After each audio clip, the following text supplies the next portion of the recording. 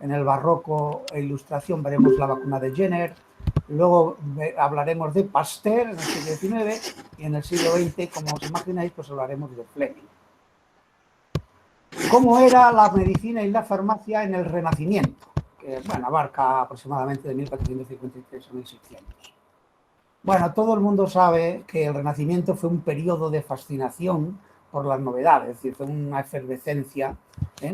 Los pensadores se orientaban más bien hacia el estudio del hombre, de la naturaleza, y fue lo que se denominaba pues, un nuevo humanismo, dijéramos, el humanismo. El personaje más paradigmático del Renacimiento fue Leonardo da Vinci, que bueno, fue como un buen hombre del Renacimiento, pues era pintor, dibujante, inventor. La pena es que su legado científico no se publicó en esas fechas, sino que lo dejó en 5.500 páginas manuscritas que se publicaron después de su muerte. Lo que a nosotros nos interesa ahora es que hizo unos dibujos anatómicos estupendos, porque era un gran dibujante. E intentó, aquí se ven los dibujos, son magníficos, claro, intentó comprender el funcionamiento del cuerpo humano.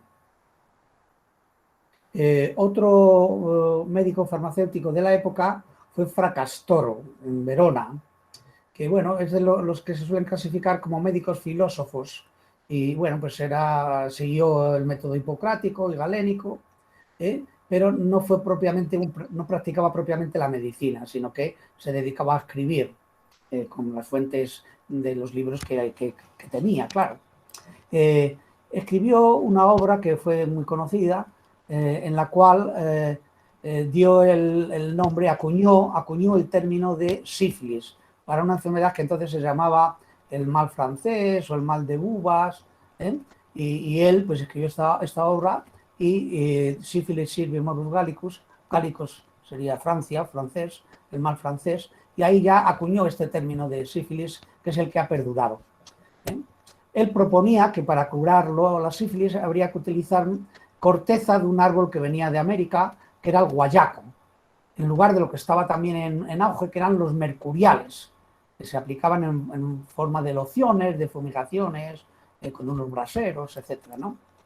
Y escribió otra obra que a nosotros ahora nos toca muy de cerca, para explicar cómo tenían lugar los contagios, y en esta obra pues expone bueno, cómo se contagia uno, que hay que tener cuidado, etcétera, ¿no?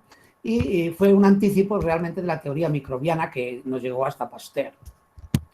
Aquí lo que es curioso para nosotros ahora, en las fechas en que estamos, es que llamó seminaria a las partículas que propagaban la enfermedad, que serían ahora mismo nuestros aerosoles, las gotículas de una persona cuando estornuda, etcétera, ¿no? Eso lo llamó seminaria. Y llamó fomites, que todavía se sigue utilizando en la medicina actual, a los objetos contaminados, que en nuestro caso actual pues serían todo esto que nos han dicho, que tengamos cuidado con tocar los picaportes de las puertas, que tengamos cuidado con los asientos, etcétera. Bueno, pues eso los médicos siguen llamándolo fomites, que es un término que acuñó Fracastor. Bueno, este es un personaje importantísimo, Vesalio. Nació en Bruselas en 1514 y bueno, hizo una revolución tremenda porque escribió un libro muy importante que se denominaba De Humani Corporis Fabrica, así lo tituló, ¿no? Y que era un compendio anatómico ilustrado. Aquí se ve un poco un libro de estos, el Humani Corporis Fabrica. ¿Y cómo escribió este libro y estas láminas? Porque se dedicó, todo su tiempo lo dedicaba a hacer disecciones. Entonces, lo que observaban las disecciones lo ponía por dibujos, y, bueno, en honor a la verdad tenía dibujantes que le ayudaban, claro, pero bueno, no le quitan más su mérito, ¿no?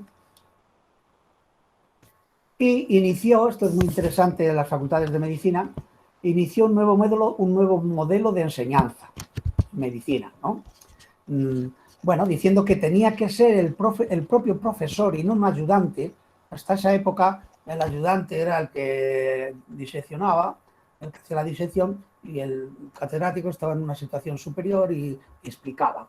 Y él ya no, dijo que tenía que ser el propio profesor el que hiciera la disección en las autopsias y fuera aplicando a todos los alumnos los órganos del cuerpo que iba viendo en la disección. Este es un médico francés, a mí me cae particularmente bien, Ambrosio Paré, que se le llama el príncipe de la cirugía. Fue cirujano de campaña en las guerras francesas, aquí en este grabado un poco se ve cómo está actuando tal, ¿no? Realmente en la guerra, como sabéis, pues muchas heridas eran de arcabuz, con pólvora, y la práctica extendida que todo el mundo hacía es que las trataban con aceite hirviendo. Aquí se ve a un señor con un cazo y un caldero de aceite y, bueno, debía ser horroroso porque no había anestesia, claro. Y se quemaban con aceite hirviendo, ¿de acuerdo? Bueno, pues esto es un hecho histórico muy interesante, y es que un día a Ambrosio Paré se le acabó el aceite, ¿eh? Y no podía quemar a sus heridos de la batalla, como hacían los otros cirujanos de las otras tiendas, ¿no? Y entonces no se le ocurrió otra cosa que no cauterizarlos con el aceite hirviendo, sino que utilizó una antigua receta que debía ser de galeno, posiblemente, de aceite de rosas, clara de huevo y trementina.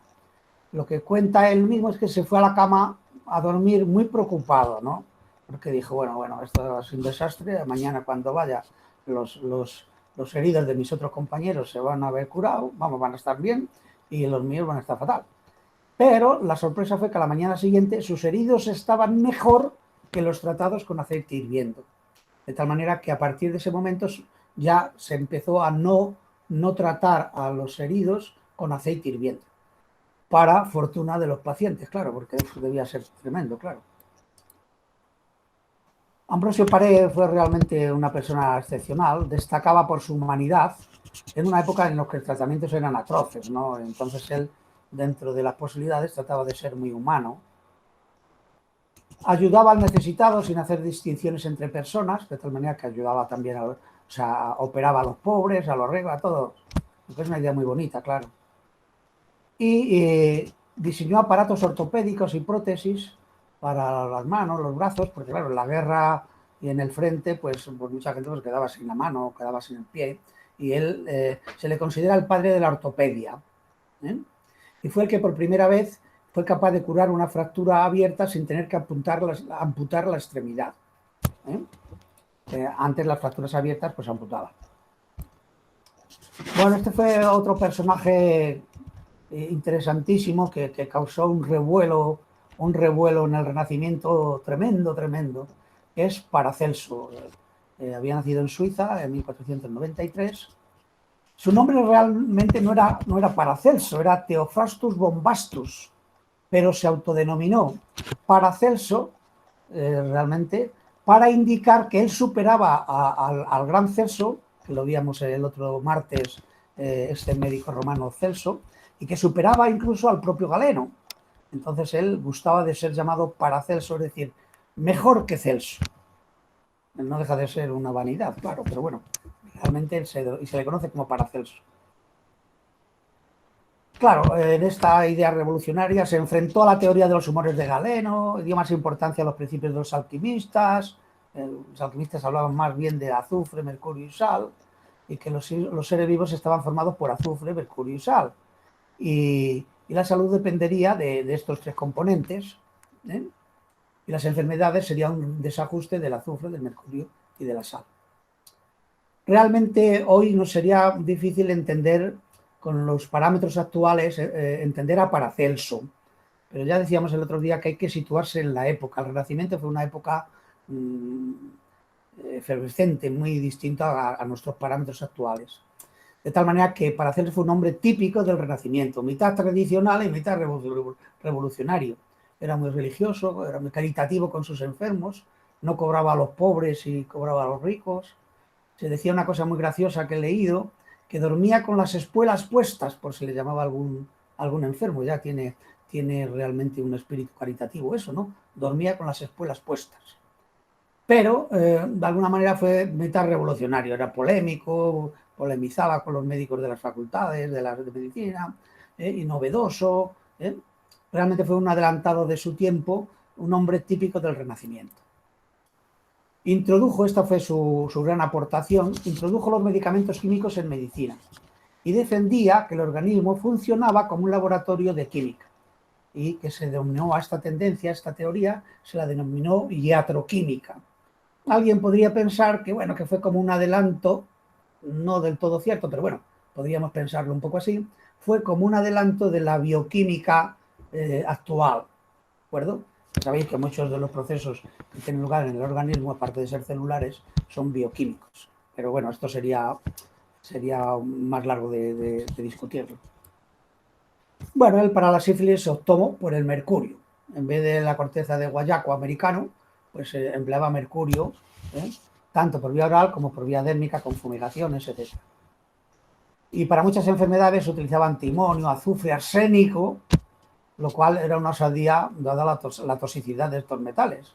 Y muchos médicos se lo pusieron frontalmente, incluso escribieron libros, pues los que han muerto por el uso del antimonio, lo que le valió el enfrentamiento, claro, como no podía ser de otra manera, con los médicos galenistas que seguían las ideas de Galeno y que usaban principalmente remedios vegetales, no químicos. Claro, él para hacer eso lo que pensaba es que la tecnología de la alquimia podía haber permitido, y podría permitir de hecho, separar los principios activos de las plantas, haciendo destilaciones, extracciones con alcohol, etcétera, ¿no? O purificar los metales de sus gangas, y esto recibió un nombre que ya no se le llamaba alquimia, se le llamaba espagiria. Claro, esto es una idea también muy bonita, es que engancha con lo que hoy día conocemos como principios activos. O sea, él pensaba que una planta tendría demasiadas cosas y que lo ideal sería separar el principio activo que realmente era el terapéutico. O sea, que sus ideas no estaban desencaminadas. Lo que pasa, claro, se enfrentó a todos los galenistas, se enfrentaba los alumnos le querían, pero claro, que quieran los alumnos no significa que los profesores, los compañeros y tal, y de hecho, pues aunque fue profesor de alguna universidad, se fue, estuvo en España también, estuvo aquí en Salamanca. Bueno, se alcanzó también el esplendor de la medicina y la farmacia conventuales, es decir, por ejemplo, el monasterio de Guadalupe, bueno, los que seáis de Béjar seguro que habéis ido alguna vez, es un monasterio precioso. Bueno, el monasterio de Guadalupe era un monasterio, obviamente, en el que se hacía medicina y farmacia conventuales. El monasterio de Guadalupe lo fundó Alfonso XI después de la famosa batalla del Salado, lo mandó construir, y se lo encomendó a los jerónimos. Y luego, con el tiempo, se fueron construyendo más edificios. Por ejemplo, en 1489 se construyó un hospital que se llamaba el Hospital de la Pasión, con 80 camas para tratar este llamado mal de uvas que hemos dicho que era la sífilis. Y se trataba, a los que iban allí, se les trataba con aplicaciones de mercurio, que eran una de las opciones que había. Los braseros, se les metía dentro de unas cápsulas, como una especie de armaritos, y allí con cinabrio y con todo esto, pues se les trataba. El cinabrio, sabéis que es el mineral del mercurio. En 1524 construyeron el famosa claustro de la Botica, que tenía un huerto medicinal estupendo. Y además esa región, sabéis, es muy feraz en el sentido del clima, es muy bueno, y entonces las plantas allí como si crecieran solo, hay agua también.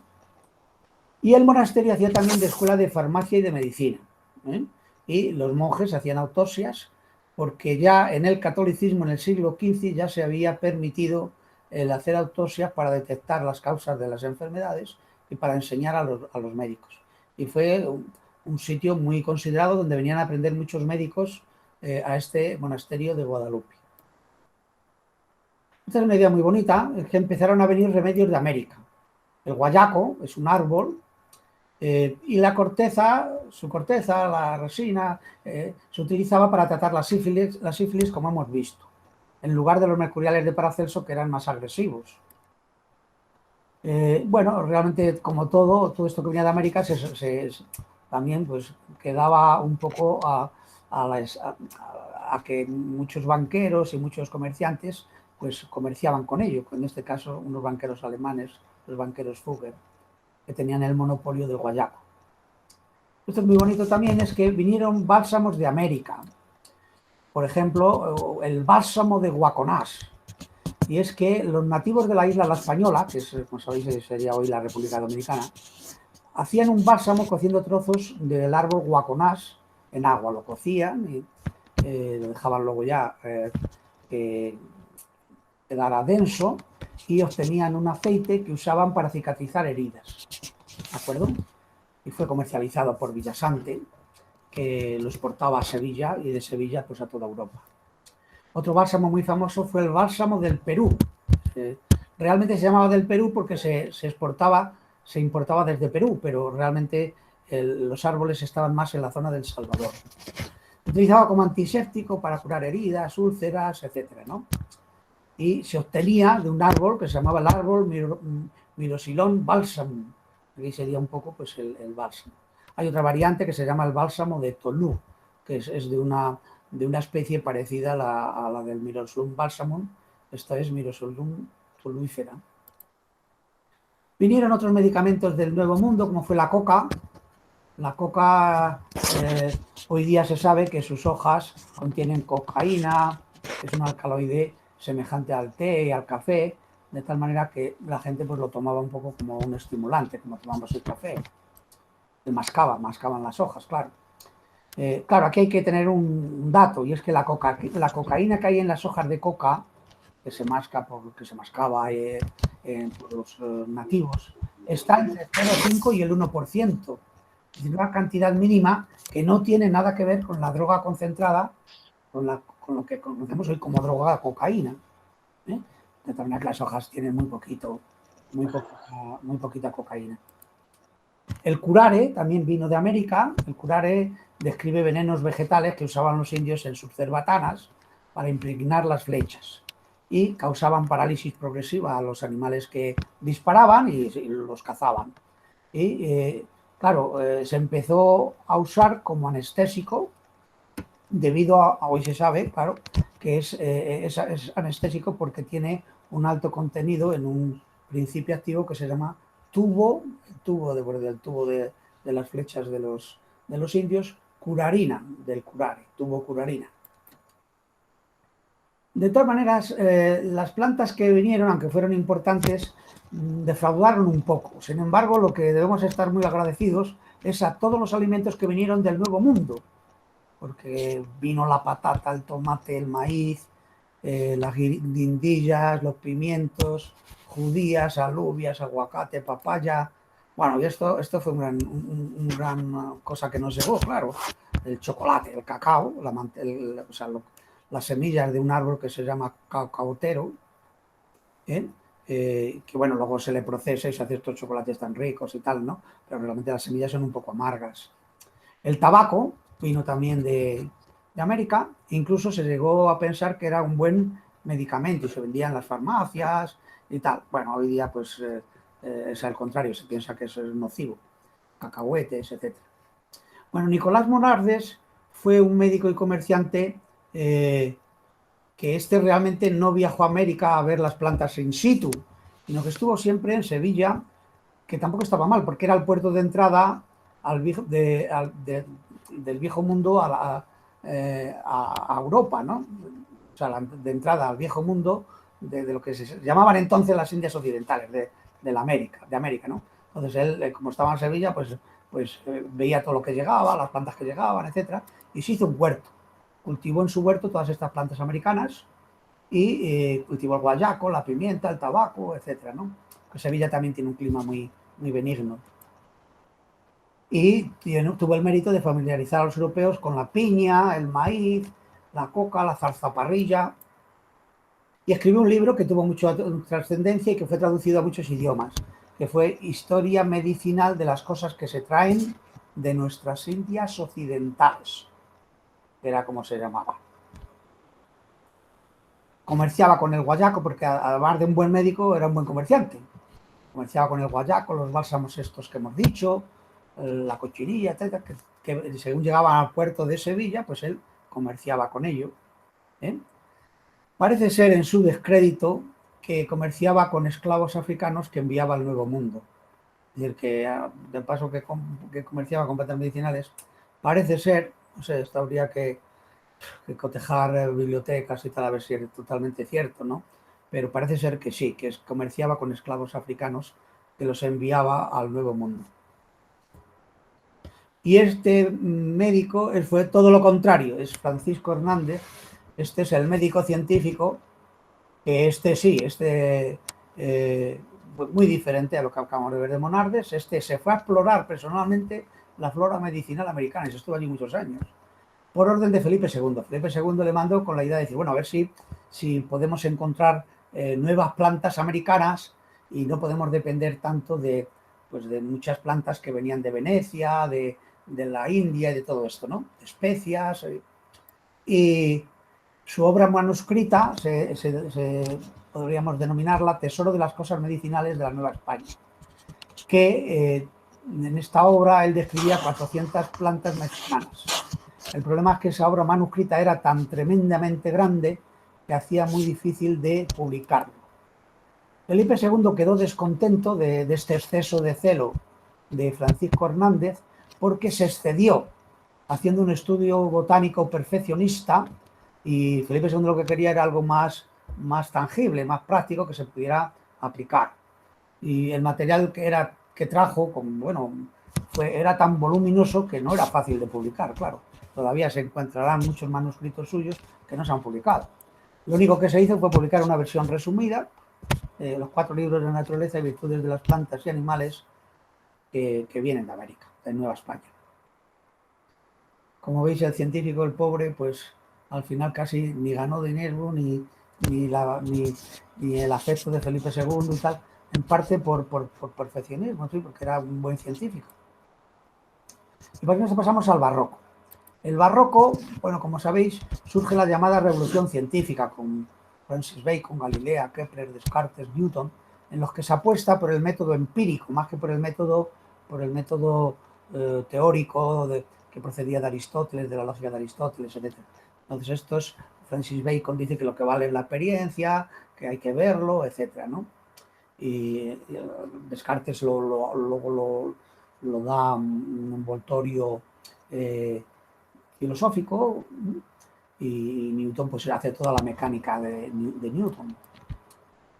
De tal manera que, como estamos diciendo, cambia la tendencia teórica de la ciencia por otra tendencia empírica, que tenía que explicar la naturaleza en términos causa-efecto. Causa-efecto. O sea, el método científico ya, realmente. Harvey en 1628 descubre la circulación sanguínea, y un personaje muy importante fue Linneo, que le llama el príncipe de la botánica, que creó un sistema de nomenclatura para clasificar las plantas e introdujo un concepto que todavía se utiliza en la actualidad, que es el concepto de género y especie. ¿De acuerdo?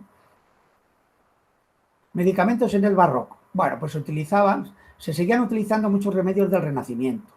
Pero claro, como continuaban llegando muchos medicamentos de América, pues entre ellos llegó uno que tuvo mucho éxito, que fue la quina. La quina era la corteza de un árbol que se llama quino, el árbol quino. La leyenda dice que la condesa de Chinchón, que era la esposa del virrey de Perú, se había curado de fiebres al tratarse con esta corteza del quino que le daban los indios, dijéramos, ¿no? De la medicina indígena, ¿no? Hoy día se sabe que contiene alcaloides muy importantes, como es el de la quinina. ¿De acuerdo?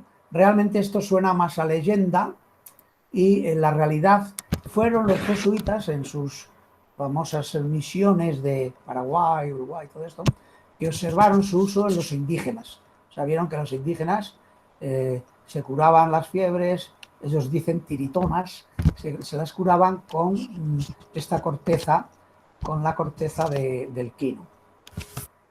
Y se empezó a usar en Europa en castellano se suele decir paludismo, fiebres palúdicas, que también sabéis que viene con el nombre de malaria.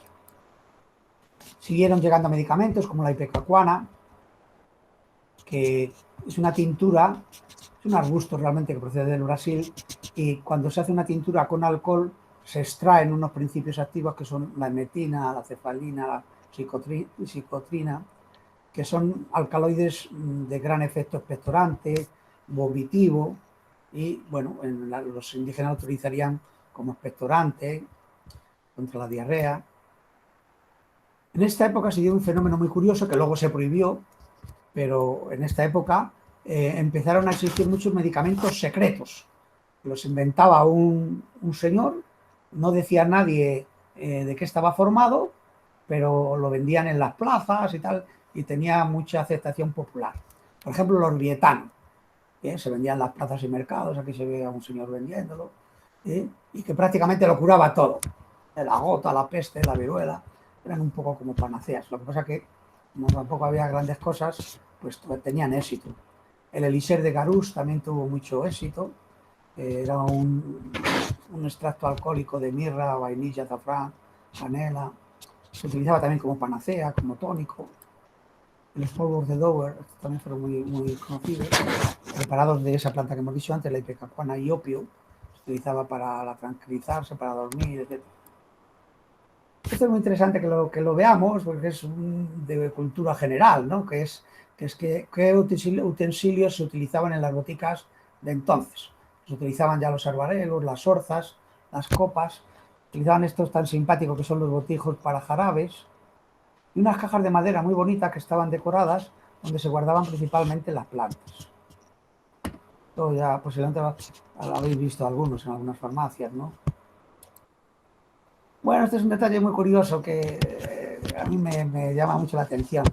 Es que en las boticas antiguas existía lo que se llamaba el ojo del boticario, que era un armarito que tenía las sustancias de valor, los frascos de valor, y tenía las piedras preciosas en unas cajitas, las perlas, las esmeraldas, los rubíes, porque con estas perlas, dijéramos los polvos de esmeralda, de rubíes, etc., se utilizaban para hacer cordiales. Los cordiales en la época es lo que llamaríamos hoy tónicos del corazón. Cordial en latín pues es cordis, etc., significa el corazón, para hacer cordiales, tónicos del corazón. Y aquí, casi vosotros que sois de Castilla, todos habréis oído alguna vez este refrán, que cuando uno tiene un beneficio estupendo, pues se llama como pedrada en ojo de boticario. Significaba que cuando algún ladronzuelo robaba en una farmacia y tiraba una piedra a este llamado ojo de boticario, se cogía las perlas, las esmeraldas, las rubíes, y bueno, se había obtenido un botín estupendo. Por eso cuando alguien se enriquece mucho, se dice que es como pedrada en ojo de boticario. Pero vamos, si no lo habéis oído, luego me lo decís, ¿sabes? Porque yo esto sí que lo había oído. Bueno, y pasamos a la ilustración. Los ideales ilustrados, pues sabéis cuáles son. Se salta la razón, lo empírico, se está muy a favor de las libertades políticas. En el segundo tercio de la ilustración, pues surgen ya el enciclopedismo, la famosa enciclopedia de D'Alembert y Diderot, que hicieron un esfuerzo titánico por tratar de recopilar todo el saber, predominio de las ciencias naturales, etc. Es decir, había un cierto gusto por el naturalismo, y fueron varios volúmenes, los iban sacando y tal. Fue controvertida también, había gente que no estaba de acuerdo, en fin, pero bueno, fue un hecho el llamado enciclopedismo y esta famosa enciclopedia de D'Alembert y Diderot. Bueno, todo el mundo sabe también que tuvo lugar la Revolución Francesa. De la noche a la mañana se pasó de una monarquía a una república, y que no había súbditos, sino eran ciudadanos en igualdad y fraternidad, ¿sabéis? Los famosos ideales de la Revolución Francesa. Se dio también a finales de la Ilustración la Revolución Industrial, fue un poco en la zona inglesa, pues de Birmingham, Manchester, Liverpool, todo esto. Ahí empezó a tenerse ya una máquina de vapor, las minas, en fin, la revolución industrial. En química hubo grandes descubrimientos, se descubrió el oxígeno, el óxido nítrico, Cavendish descubrió el hidrógeno, y hubo una persona importantísima para la química que fue Lavoisier. ¿Por qué? Porque introdujo la balanza, de tal manera que comprobó con la balanza muchas cosas que no se sabían, y llegó al concepto de conservación de la masa, o sea que si se hacía una reacción química, si se hacía una reacción química, lo que se obtenía tenía la misma masa que de lo que se había partido, y se le considera a Lavoisier el padre de la química. Desafortunadamente tuvo un final trágico, porque para abastecer su laboratorio era recaudador de impuestos en Francia. Y bueno, ya os imagináis que cuando triunfó la Revolución Francesa, a los primeros que guillotinaron fueron los recaudadores de impuestos, lo que sería la Hacienda ahora. Y Lavoisier fue guillotinado. Y bueno, hizo una defensa preciosa que se puede leer en algún sitio. Bueno, esto es muy bonito, es la primera vacuna de la historia que nos quedará muy de actualidad, que fue la vacuna antivariólica. Jenner había observado, era un médico de Berkeley, del suroeste de Inglaterra, había observado que había dos tipos de viruela. La viruela bovina, que era benigna, de tal manera que las ordeñadoras que padecían esta viruela bovina les salían unas manchas, unas pústulas, etcétera, pero no era maligna. Se curaban a los 15 días y lo que observó es que las ordeñadoras que sufrían esta enfermedad ya nunca padecían la viruela humana, que era la maligna y muy peligrosa y producía muchas muertes. Se le ocurrió la siguiente cosa. No, vamos, nada, se le ocurrió, estuvo pensándolo años y años y fue una idea magnífica, claro. Se le ocurrió decir, bueno, voy a hacer lo siguiente. El 14 de mayo de 1796, Jenner hizo este experimento, que es, tomó pus de una vesícula de la viruela bovina, que hemos dicho que era benigna, de la mano de una ordeñadora. Aquí se ve la pústula de la ordeñadora, y se la inyectó, no, con una lanceta, la puso en los brazos de un niño, en el que había pedido permiso a su padre, etcétera, ¿no? De tal manera que siguió este proceso, que es precioso. Es que el niño estaba inoculado con bovina de la ordeñadora, pasó unos 15 días un poco malito, con algo de fiebre y tal, pero se curó. Después, esto hoy hubiera estado prohibido, entonces cogió a una mujer con viruela humana y le inyectó al mismo niño virus de la viruela humana, de una pústula, de una mujer que tenía la viruela humana. Pero, y este fue su éxito, claro, es que el niño no enfermó de viruela humana, es decir, que había sido protegido por la viruela bovina, que era benigna. Hoy diríamos que se había inmunizado. ¿Bien?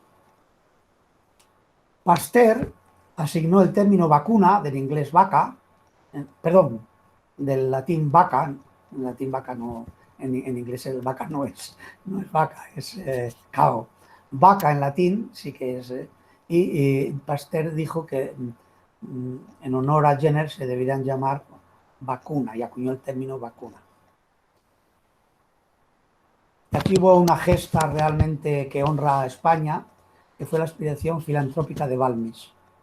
Balmis era un médico español, un médico cirujano, y estaba al tanto del experimento de Jenner y dijo, hombre, pues esta es la solución para vacunar a todo el mundo de viruela. Y contó con una cosa que fue fortuita, y es que Carlos IV había tenido una hija que había muerto de viruela. Y entonces Balmis le explicó a Carlos IV todo esto y tal, y Carlos IV decidió, con dinero de la Hacienda Española, extender la vacunación de Jenner a toda Hispanoamérica y Filipinas, y financió una expedición. De tal manera que el 30 de noviembre de 1803 partió una expedición de La Coruña, siguiendo esta flechita roja, llegaron a Puerto Rico, vacunaron en Puerto Rico, Cuba, etcétera, y se dividieron en dos. Uno que empezó a vacunar Perú, etcétera, y Balmis cogió otro barco, cruzó todo el Pacífico y vino a vacunar en Filipinas y llegó incluso hasta China. Ya se estaba enfermo y ya decidió volverse para España y vino otra vez, bordeó el Cabo de Buena Esperanza y llegó a España. Como veis, vuelve a ser otra vuelta al mundo, igual que Magallanes Elcano. Claro, el problema que había era que cómo transportar en viajes tan largos los virus vivos de la viruela de las vacas, porque hemos dicho que se cura y a 15 días te quedas sin pus, o sea, te curas y ya no hay virus. Entonces, el rey autorizó, esto hoy también nos resultaría un poco fuerte, autorizó a reclutar 22 niños huérfanos de un hospicio para ir como portadores del virus benigno durante la travesía del Atlántico, comprometiéndose el rey a cuidarlos bien, que iba con ellos una enfermera que se llamaba Isabel Zendal, que os sonará, que es el nombre que le han puesto al Hospital de Madrid, que se ha hecho ahora recientemente.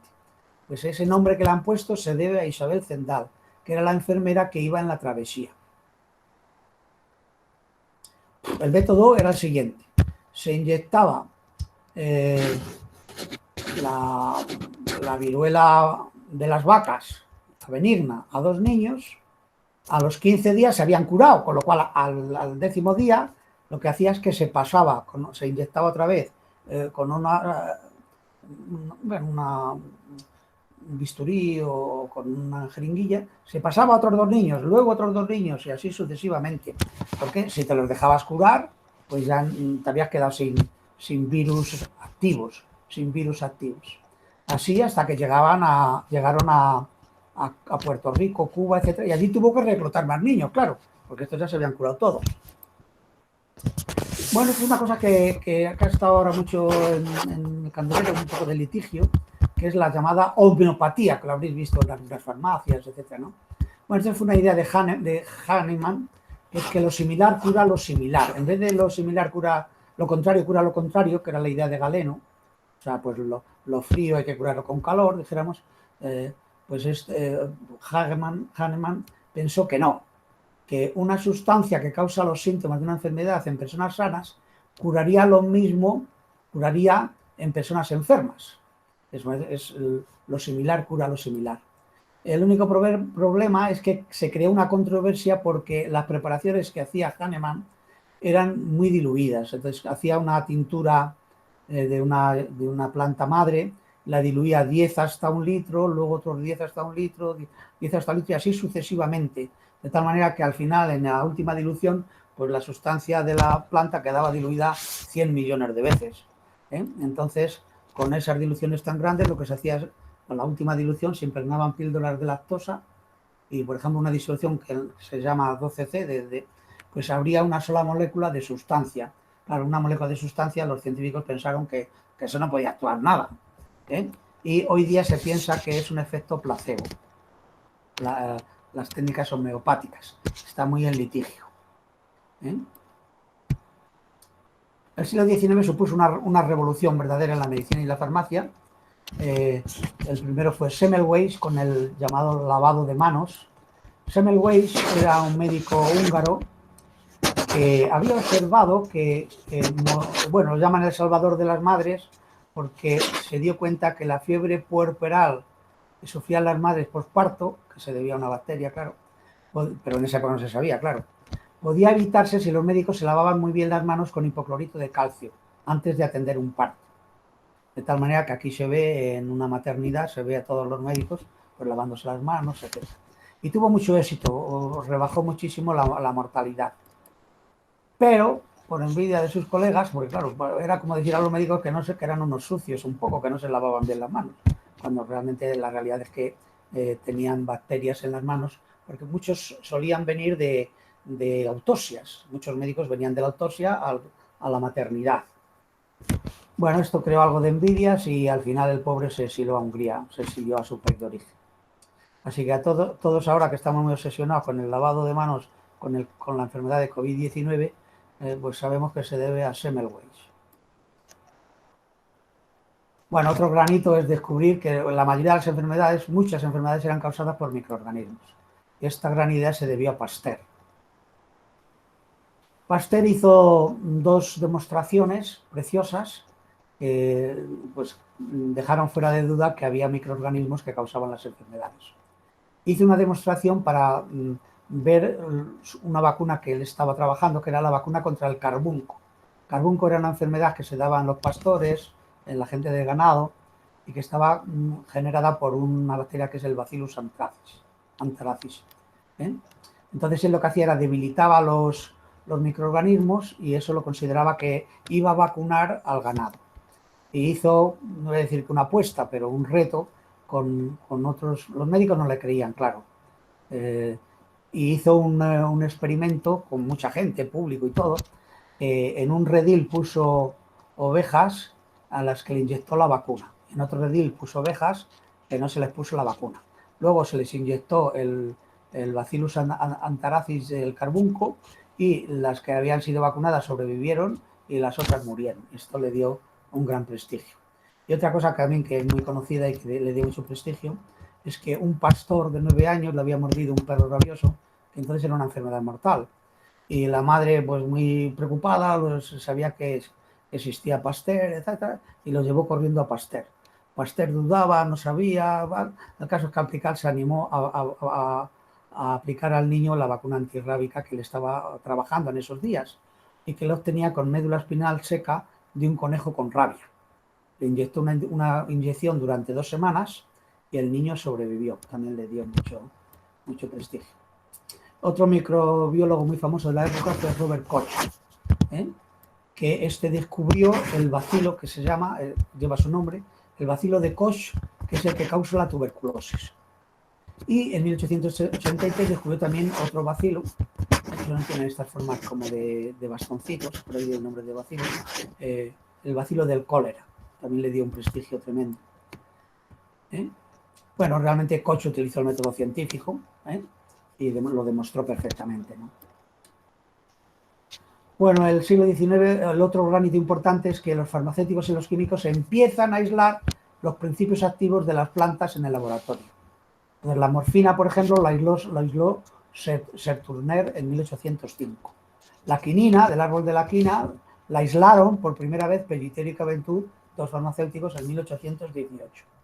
Y aquí se ve una cosa muy curiosa, y es que los médicos que trataban las fiebres palúdicas o la malaria con el polvo de las cortezas del árbol de la quina, estaban utilizando una dosis muy pequeña, porque claro, los polvos estos del árbol de la quina se vio que contenían menos quinina de las que se creía. Aquí hay una anécdota muy curiosa, y es que por esas épocas un suizo se le ocurrió hacer una bebida carbonatada que se utilizaba mucho en Inglaterra, y sus sucesores le añadieron quinina, y es la famosa bebida tónica Schweppes. De tal manera que la próxima vez que toméis una tónica, fijaros, entre los componentes tiene quinina. Y también la digitalina, que es el principio activo de la planta digital, que se utiliza en insuficiencia cardíaca, también fue aislada. El siglo XIX se caracterizó por los fármacos contra el dolor. Los analgésicos que se venían utilizando eran la corteza del sauce. La corteza del sauce se sabía desde la antigüedad que calmaba los dolores. Hoy día se sabe que tienen ácido salicílico y bueno, pues Kolbe de la corteza del sauce ya fue capaz de descubrir el ácido salicílico en la corteza del sauce. Antiguamente se utilizaba la corteza, dijéramos, pulverizada, ¿no? O sea, en mortero. Pero el gran descubrimiento, los salicilatos eran bastante lesivos para el estómago. Y fue Hoffmann, en la fábrica de Bayer, que sintetizó el ácido acetil salicílico, que es el ácido salicílico que está acetilado con ácido acético. Y ese ácido acetil salicílico era menos nocivo para el estómago y se patentó con el nombre de aspirina. Hoy día la aspirina, como sabéis, pues hay gente que no le gusta, porque ya hace años que no gustaba, porque crea un poco dolor de estómago, y en la actualidad ha sido desplazada por el paracetamol 1955 y por el ibuprofeno 1961. Luego en el coloquio podríamos hablar un poco de... No obstante, la aspirina ha vuelto a finales de los 90 como anticoagulante, de manera que ahora mucha gente toma aspirina infantil para prevenir trombosis cerebrales, ictus, etc. Y como anestésicos empezaron a utilizar el cloroformo en cirugía, y por ejemplo los dentistas empezaron a utilizar lidocaína, novocaína, anestésicos locales. Y bueno, se empezaron a utilizar fármacos para las enfermedades infecciosas.